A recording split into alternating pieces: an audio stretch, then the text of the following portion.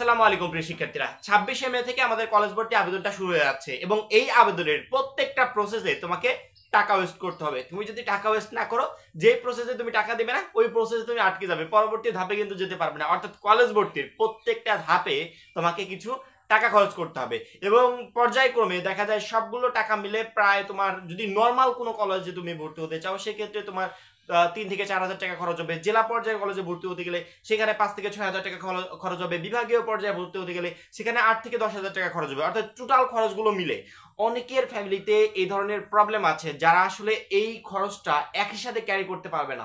হঠাৎ করে বাড়িতে গিয়ে বললে যে আব্বু আমার আজকে 3,000 বা 5,000 বা 10,000 টাকা লাগবে, হঠাৎ করে তারা দিয়ে দিল, এই অ্যাবিলিটিটা তাদের নেই।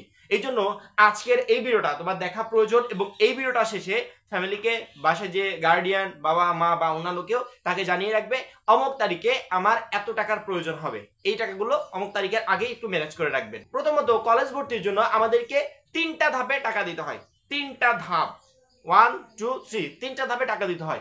তার প্রথম ধাপ, তুমি যেদিন 26শে মে কলেজ ভর্তির আবেদন করবে ওই দিন তোমার 150 টাকা লাগবে ভর্তি ফি। এবং কম্পিউটারের দোকান থেকে যখন আবেদন করবে তখন তোমার এক্সট্রা আরো 20 টাকা 30 টাকা 50 টাকা দিতে হবে। অর্থাৎ ওই দিন তোমার 200 টাকার প্রয়োজন হবে। 150 টাকা হচ্ছে কলেজের এবং 50 টাকা বা 40 টাকা হচ্ছে যাকে দিয়ে আবেদন করাবে তার। এই টাকাটা কলেজ ভর্তির প্রথম দিন তোমাকে দিয়ে দিতে হবে। কলেজ ভর্তির প্রথম দিন এই টাকাটা তুমি দেওয়ার পর যখন তোমার 11 তারিখে রেজাল্টটা প্রকাশ পাবে, রেজাল্ট প্রকাশ পেলে কলেজ কর্তৃপক্ষ যারা কলেজের সুযোগ পাবে, অর্থাৎ প্রথম রেজাল্টে যে সমস্ত শিক্ষার্থীদের একটা কলেজে আসবে ওই কলেজে যদি কেউ ভর্তি হতে না চায় তাহলে তাকে কোনো কিছু করতে হবে না, টাকাও দিতে হবে না। যদি কেউ ওই কলেজে ভর্তি হতে চায় সেক্ষেত্রে তাকে কলেজটা নিশ্চয়ন করতে হবে।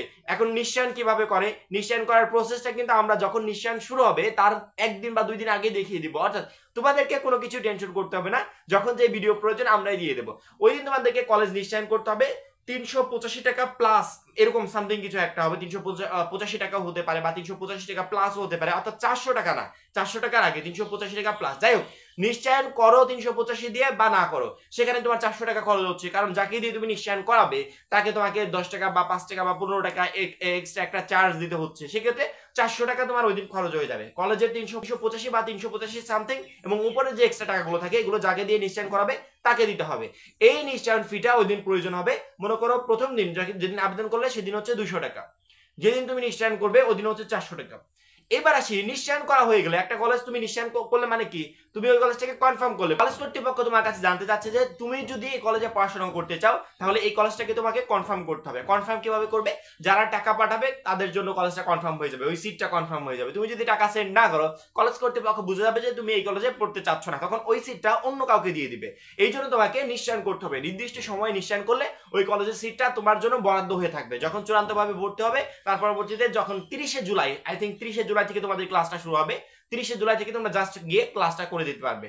যখনই তোমার নিশ্চয়ন করা হয়ে গেল তোমার ওই কলেজটা কনফার্ম, সিটটা তোমার কনফার্ম। এখন তোমাকে চূড়ান্তভাবে ভর্তির জন্য অপেক্ষা করতে হবে এবং চূড়ান্তভাবে যেদিন ভর্তি শুরু হবে ওই দিন এক এক কলেজের ফি এক এক রকম। 2000 টাকা, 1500 টাকা, 3000, 5000, 8000 এরকম করে কলেজ ভর্তির কিন্তু ফি আছে। কলেজ ভেদে সেগুলো, এমপিভুক্ত কলেজের ক্ষেত্রে একরকম, নন এমপিভুক্ত কলেজের ক্ষেত্রে এরকম।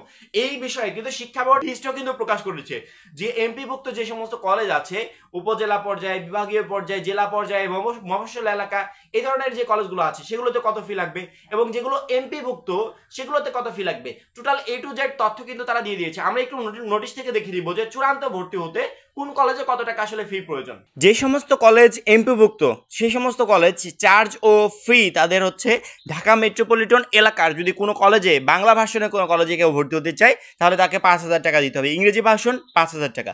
মেট্রোপলিটন ঢাকা ব্যতীত যদি অন্যান্যতে কেউ ভর্তি হতে চায় বাংলা ভার্সনে 3,000, ইংরেজি ভার্সনে 3,000, জেলা পর্যায়ে বাংলা ভার্সনে 2,000, ইংরেজি ভার্সন 2,000, উপজেলা বা মফস্বল এলাকায় বাংলা ভার্সন 1500, ইংরেজি ভার্সন 1500। এখন যদি কেউ নন এমপিভুক্ত শিক্ষা প্রতিষ্ঠানে ভর্তি হতে চায় সেক্ষেত্রে তাদের ভর্তি ফিটা হচ্ছে ঢাকা মেট্রোপলিটন এলাকায় বাংলা ভার্সন 7,500 টাকা, ইংরেজি ভার্সনে 8,500 টাকা। মেট্রোপলিটন ঢাকা ব্যতীত বাংলা ভার্সন 5,000, ইংরেজি ভার্সন 6,000, জেলা পর্যায়ে বাংলা ভার্সন 3,000, ইংরেজি ভার্সন 4,000, উপজেলা বা মফস্বল এলাকায় বাংলা ভার্সন 2,500 এবং ইংরেজি ভার্সন 3,000 টাকা। আশা করি ক্লিয়ারলি একটা তথ্য পেয়েছো। চূড়ান্ত ভর্তি হওয়ার জন্য আমি যে ফিটা দেখালাম যে উপজেলা বা মফস্বল এলাকায়, তারপরে জেলা পর্যায়ে, বিভাগীয় পর্যায়ে কোন জায়গায় কত আসলে ফি প্রয়োজন এটা আসলে তোমরা দেখতে পেরেছো। এখন তুমি কোন অঞ্চলের কলেজগুলোতে ভর্তি হতে চাচ্ছ, তুমি কি জেলা পর্যায়ে নাকি উপজেলা পর্যায়ে নাকি তোমাদের গ্রাম বা মফস্বল এলাকায় নাকি তুমি বিভাগীয় পর্যায়ে, এই ধরনের কোন ধরনের কলেজে ভর্তি হতে চাচ্ছ, ঠিক সেম ধরনের কলেজের ফিটা তোমাকে ম্যানেজ করে রাখতে হবে। এই ভিডিওটা আমি কেন দিলাম, অনেকের ফ্যামিলিতে ক্রাইসিস, তারা কিন্তু এই খরচটা তারা কিন্তু হঠাৎ করে একদিনে তৎক্ষণাৎ বলে দিলে ক্যারি করতে পারবে না, জোগাড় করতে কিন্তু পারবে না। এখন তোমাকে জানিয়ে রাখলাম, তুমি ফ্যামিলিতে বলে রাখো যে আমার সামনের 1 মাসের ভিতর এই টাকাগুলোর প্রয়োজন হবে। 1 মাস পরে না, আবার 1 মাসের যে প্রথম দিকে এমনটা না, 1 মাসের ভিতর এই খরচটা প্রয়োজন হবে। আপনারা একটু প্রস্তুতি নিয়ে রাখেন 5 থেকে 7,000 টাকা খরচ করার জন্য। ঠিক আছে, তারা এই প্রস্তুতিটা নিয়ে রাখবে যে আমার সন্তানের সামনে কলেজ ভর্তি আছে, আমি এই 5 থেকে 7,000 টাকাটা আমি আলাদা করে রাখলাম, এটা তার যখন যেখানে প্রয়োজন হয় আমি তাকে দিব। তাহলে আমার এই ভিডিওটা দেখার পর যারা ফ্যামিলিতে বলে রাখবে তাদের যে কতটা উপকার হবে জাস্ট তুমি কল্পনা করতে পারছো না। তোমার ফ্যামিলি, তোমার যারা প্যারেন্টস, তাদের যে কতটা উপকার হবে কল্পনা করতে পারছো না। এই ধরনের ক্রাইসিসে আমি পড়েছিলাম, এই জন্য আমি তোমাদেরকে এই সাজেস্ট গুলো দিচ্ছি। আমি যখন বাসায় এসে হঠাৎ করে বলতাম, কারণ কি আমার সময় ওইভাবে আমাদেরকে কেউ এই কলেজ ভর্তির বিষয়গুলো নিয়ে সাজেস্ট করতো না, একদম না। আমি অনলাইনে খুঁজে কাউকে পাইনি। হ্যাঁ, সবাই তৈরি করছে, পরবর্তীতে এগুলো তৈরি হয়েছে। আমি যখন কলেজ ভর্তি হতে যাব বা হতে গেছিলাম তখন আমাকে এভাবে কেউ গাইড করে নেই, এভাবে কেউ সাজেশন দেয় না, কেউ না। আমি তোমাদেরকে দিচ্ছি, তোমরা আগে থেকে সবকিছু আগে থেকে জেনে যাচ্ছ। আমাদের উপায় ছিল না, আমরা যখন একটা কাজ করতে যেতাম তখন ওই সময় আমরা ওই কাজ সম্পর্কে জানতাম। ঠিক আছে, আমি আমার ফ্যামিলিকে বলতে পারি না আগেই যে আমার অমুক দিন এত টাকার প্রয়োজন হবে, তোমরা আগে থেকে ম্যানেজ করে রাখো, কালকে আমার এত টাকার প্রয়োজন হবে। ভর্তির আগের দিন আমি এসে বাসায় এসে বলেছি যে আমার এত টাকার প্রয়োজন হবে, তখন হঠাৎ করে টাকা তারা কিভাবে ম্যানেজ করবে? আমি এই ধরনের ক্রাইসিসে পড়েছিলাম, হঠাৎ করে কিন্তু ম্যানেজ করতে পারে নাই, পরবর্তীতে ওর কাছ থেকে ধার নিয়ে এসে তারপরে আমাকে দিয়েছে। এই জন্য আমি চাচ্ছি যে আমার মতো এই ধরনের প্রবলেমে যেন কোনো শিক্ষার্থী না পড়ে। কলেজ ভর্তি হতে কোন ধাপে কত টাকার প্রয়োজন, কি পরিমাণে অ্যামাউন্ট প্রয়োজন, টোটাল বিষয়গুলো আজকে ভিডিওতে তুলে ধরলাম, যাতে প্রত্যেকটা শিক্ষার্থী আগে থেকে সে ব্যবস্থা নিতে পারে এবং যাদের ফ্যামিলিতে একটু ক্রাইসিস আছে তাতে বিষয়টা আগে থেকে জানিয়ে রাখতে পারে এবং কোনো একটা শিক্ষার্থীর জন্য কলেজে পড়াশোনা বাদ না হয়।